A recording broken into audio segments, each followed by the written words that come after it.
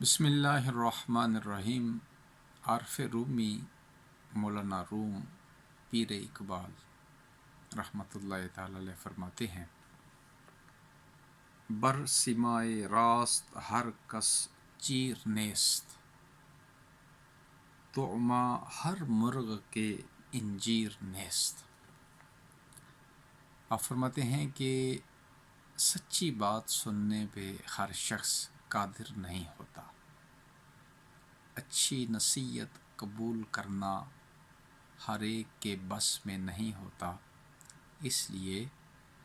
کہ ہر پرندے کی خوراک انجیر نہیں ہے۔ معزز سامعین، انجیر وہ مقدس پھل ہے جس کا ذکر اللہ تعالیٰ نے قرآن مجید فرقان حمید میں فرمایا۔ اللہ تعالیٰ نے فرمایا والتین والزیتون وطور سینین وہذا البلد الامین، مجھے قسم ہے انجیر کی، زیتون کی،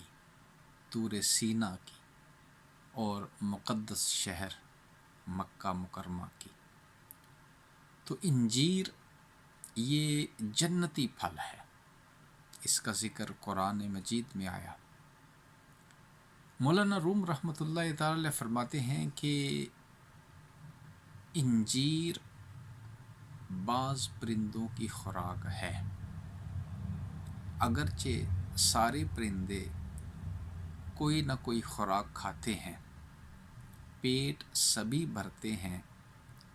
کوئی مردار سے اپنا پیٹ بھرتا ہے تو کسی کو تازہ گوشت میسر ہوتا ہے، کوئی کیڑے مکوڑے کھا کے پیٹ بھرتا ہے تو کسی کو اچھی خوراک دستیاب ہوتی ہے، اور کوئی خوش قسمت ہوتا ہے جس کی خوراک اللہ نے انجیر بنائی ہے۔ تو خوراک سب کو ملتی ہے،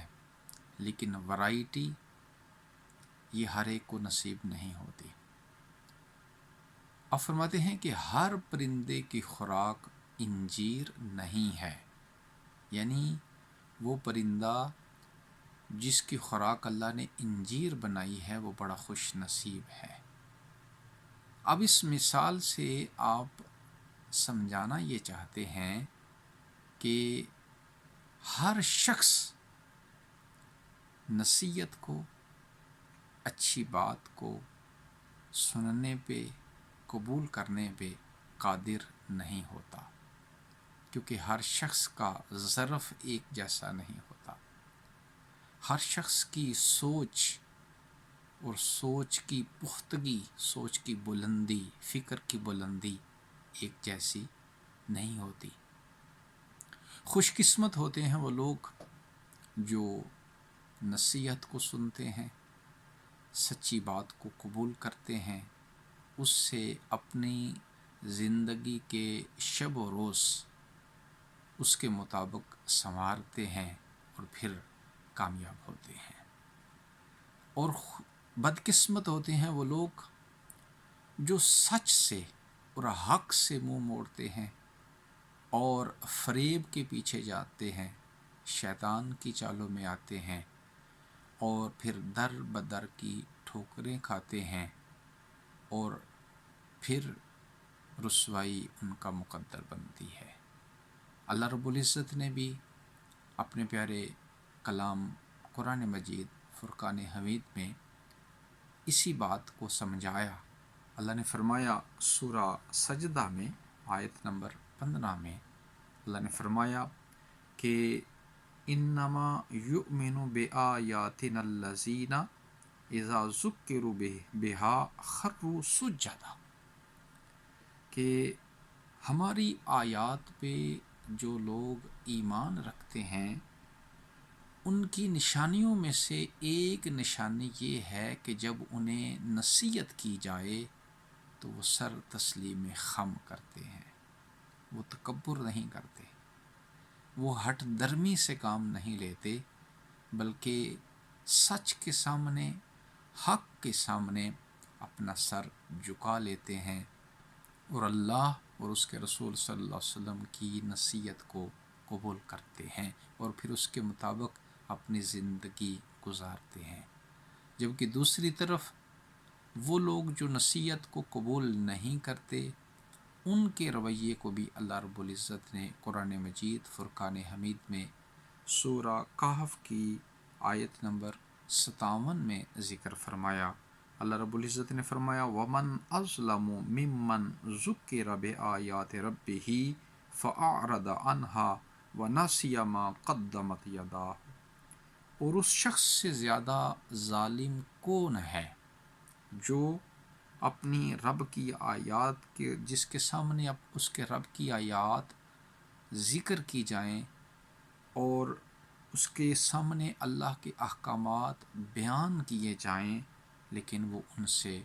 اعراض کرے، روگردانی کرے، منہ پھیرے اور آخرت میں جو کچھ بھیجا ہے اسے بھول جائے۔ تو یہ دونوں رویے اللہ رب العزت نے قرآن مجید فرقان حمید میں بیان کیے۔ وہ لوگ جو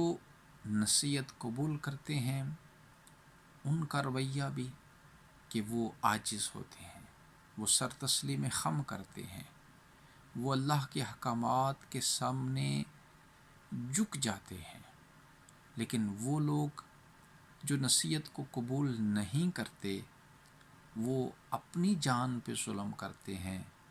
زمانے کی ٹھوکریں اپنا مقدر بناتے ہیں اور ذلیل و رسوا ہوتے ہیں، تکبر سے کام لیتے ہیں، غرور میں آ جاتے ہیں، شیطان کے راستے پہ چلتے ہیں اور فریب خوردہ ہوتے ہیں۔ تو اللہ رب العزت نے بھی ان دونوں آیات میں، سورہ سجدہ کی آیت 15 میں اور سورہ کہف کی آیت 57 میں، دونوں رویوں کو ہمارے سامنے ذکر کیا۔ اسی کا خلاصہ مولانا روم رحمۃ اللہ تعالی علیہ نے اپنے اس شعر میں خوبصورت انداز میں پیش فرمایا کہ برسمائے راست ہر کس چیر نیست، کہ حق سننا اور نصیحت قبول کرنا ہر ایک کی قدرت نہیں ہے۔ کیوں تو ماں ہر مرغ کے انجیر نیست، کیونکہ ہر پرندے کی خوراک انجیر نہیں ہے۔ انسان جو اشرف المخلوقات ہے، جو سب سے افضل مخلوق ہے، جسے اللہ نے عقل سلیم بھی دی، ایمان کی دولت بھی دی، قلب سلیم بھی دیا، تو اسے چاہیے کہ وہ خوش نصیب بنے اور دیکھے کہ کیا قبول کر رہا ہے۔ ایک تو جسم کی خوراک وہ کون سی کھا رہا ہے اور اس کی ورائٹی کیا ہے، پھر وہ کن باتوں کو ایکسیپٹ کر رہا ہے اور کن باتوں پہ عمل پیرا ہے۔ اسے چاہیے کہ ہمیشہ اپنے اگر جسم کے لیے اچھی خوراک کا انتخاب کرتا ہے تو قلب و ذہن کے لیے بھی اچھی خوراک کا، یعنی اچھی نصیحت کا، حق کا اور سچ کا جو ہے وہ انتخاب کرے، تاکہ اس کی زندگی اور آخرت دونوں بہتر ہو سکیں اور وہ انجیر جو ہے اس کا مقدر بنے، زیتون اس کا مقدر بنے، جنتی خوراک دنیا میں بھی اور آخرت میں بھی اس کا مقدر بنے۔